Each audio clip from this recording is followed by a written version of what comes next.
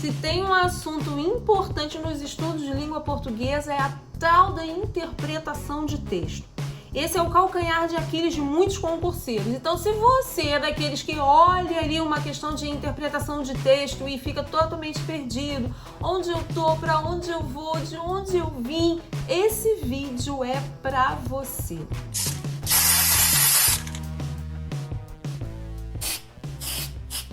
Meu povo lindo, que bom que vocês estão aqui, sejam todos muito bem-vindos. Se você caiu aqui de paraquedas nesse canal, não sabe quem é essa pessoa que vos fala, muito prazer, meu nome é Vanessa Barbosa, sou professora em língua portuguesa e aqui nesse canal nós tratamos de todos os assuntos relacionados à língua portuguesa e redação para concursos. E hoje eu vou conversar um pouquinho para você o que você precisa estudar para interpretar bem textos, para você conseguir resolver de forma mais eficiente, de forma mais rápida, questões de interpretação de texto. O que você precisa estudar? Muita gente fica perdida nesse assunto, é sobre isso que nós vamos conversar. Mas antes de nós começarmos o conteúdo, eu já vou pedir para você curtir este vídeo, se inscrever no canal, ativar o sininho de notificações para que você possa ser aí notificado dos próximos vídeos.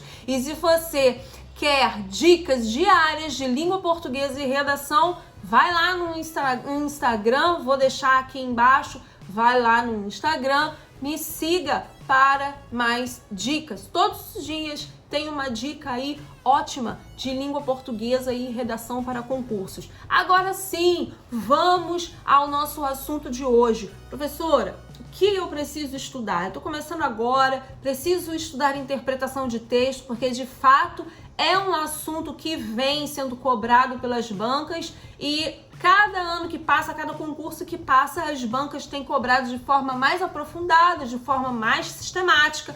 Então, se você está começando agora, o que você precisa estudar? Qual é o caminho? Bom, primeira coisa que você precisa estudar, você precisa compreender o que é um texto e quais são os fatores de textualidade.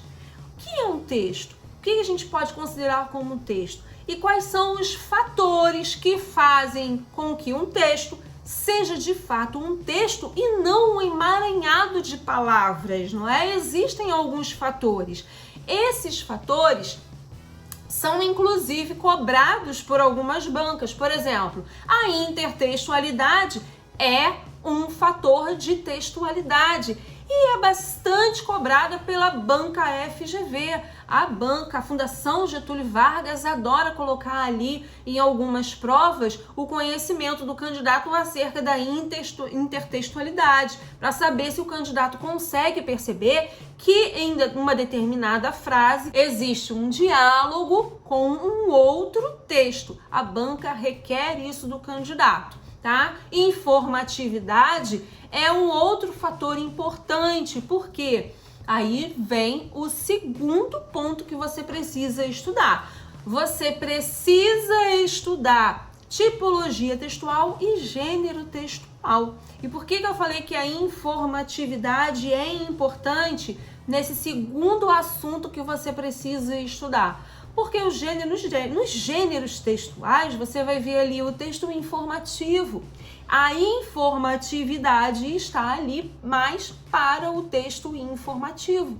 O gênero instrucional é também um outro gênero bastante cobrado aí nos concursos públicos. Então, o que é o gênero instrucional? O que é o gênero informativo? Saber os gêneros textuais e a tipologia textual vai te ajudar a compreender a forma com que o texto se organiza. Dentro da tipologia textual, existe ali o texto dissertativo expositivo, o texto dissertativo argumentativo, a narração, a descrição, que são bastante cobradas também. Mas desses, mais importantes são a argumentação e exposição. Algumas bancas cobram, sim, o texto narrativo, o texto descritivo, mas o mais recorrente é argumentação e exposição. Então, você precisa saber reconhecer esses dois tipos de texto, tá? Então, saber tipologia textual Gênero textual é a segunda coisa que você precisa estudar e precisa estudar bastante. Terceiro ponto, você precisa saber o que são as estratégias argumentativas. Repara bem, quando a gente está argumentando, a gente precisa dar base, a gente precisa dar fundamentação àquilo que a gente está argumentando, aquilo que a gente está falando. Por isso nós não utilizamos a primeira pessoa.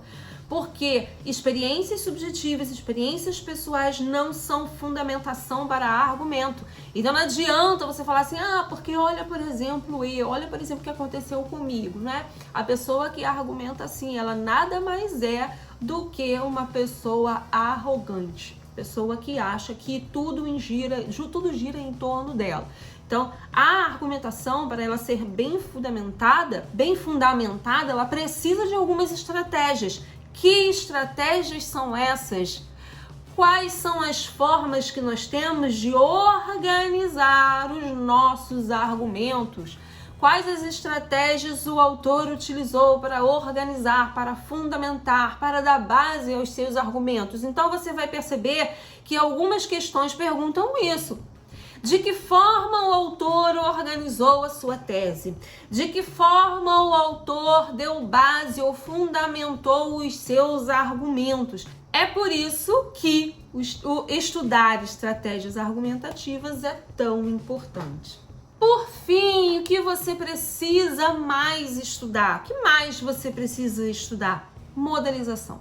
Estude os modalizadores. O que são modalizadores? O que eles fazem? Os modalizadores são importantes. Por quê? Porque eles nos ajudam a verificar o posicionamento do autor.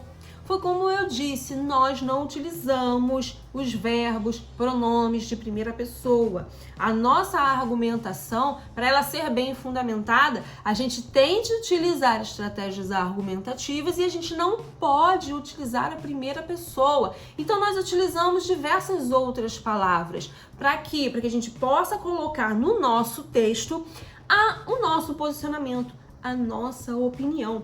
Então, a modalização ela acontece quando a gente utiliza certas palavras para colocar no texto uma certa atitude, o nosso posicionamento, para que a gente consiga fazer com que o nosso texto não seja passível de dúvida, não é? Então, a modalização ela faz isso, ela ajuda a gente a verificar o posicionamento do autor. Por exemplo, eu posso dizer assim, é preciso analisar a importância do ensino integral no Brasil, nas escolas do Brasil. Quando eu tenho sempre uma estrutura com o verbo ser, mais um adjetivo como preciso, necessário, imprescindível, ideal, fundamental, eu tenho uma estrutura modalizadora. Então, é preciso fazer isso. É necessário resolver essas questões. Isso é a modalização. Eu estou mostrando para você que eu acho qual é o meu posicionamento perante uma determinada situação. Bom, esse foi o vídeo de hoje. Eu tenho certeza que se você estudar esses 4 pontos que eu indiquei aqui, você vai estar bem preparado, vai estar à frente de muita gente que não sabe sequer o que é uma modalização ou que existe a necessidade de estudar uma modalização. Vou pedir de novo para você curtir o vídeo, curta o vídeo, compartilhe com seus amigos que estão estudando língua portuguesa. Se inscreva aqui no canal e ative as notificações para que você possa ser notificado dos próximos vídeos. É isso, deixa aqui os seus comentários, deixa o que você achou desse vídeo, se esse vídeo te ajudou ou não, e deixa aqui também sugestões para os próximos vídeos. Eu vou adorar receber as sugestões de vocês. Até o próximo vídeo, um beijo! Valeu, tchau!